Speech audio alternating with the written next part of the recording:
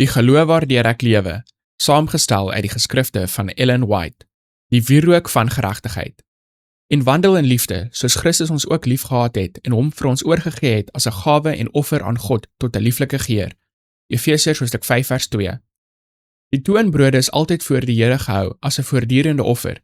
Dit is toonbrode genoem, of brood van teenwoordigheid, omdat dit altyd voor die aangesig van die Here was.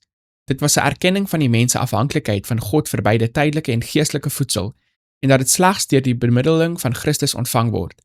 Beide die manna en die toonbrode het na Christus gewys, die lewende brood wat altyd in die teenwoordigheid van God vir ons is.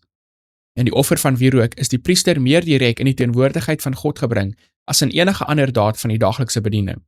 Soos die binneste voorhangsel van die heiligdom nie tot bo aan die gebou gestrek het nie, was die heerlikheid van God, wat bo die versoensdeksel geopenbaar was, gedeeltelik sigbaar vanaf die eerste vertrek.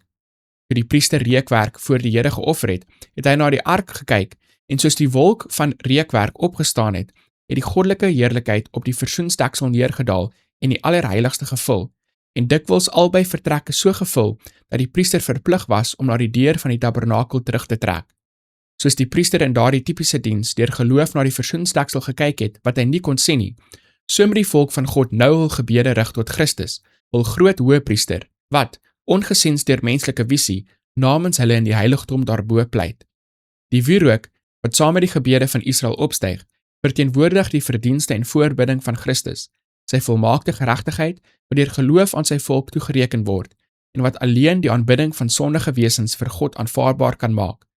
Voor die voorhangsel van die allerheiligste was 'n altaar van voortdurende voorbidding, voor die heilige, 'n altaar van voortdurende versoening. Deur bloed en deur wierook moes God genader word, simbole wat wys na die groot middelaar, deur wie sondaars tot Jehova kan nader, en deur wie alleen genade en verlossing aan die berouvolle gelowige siel geskenk kan word.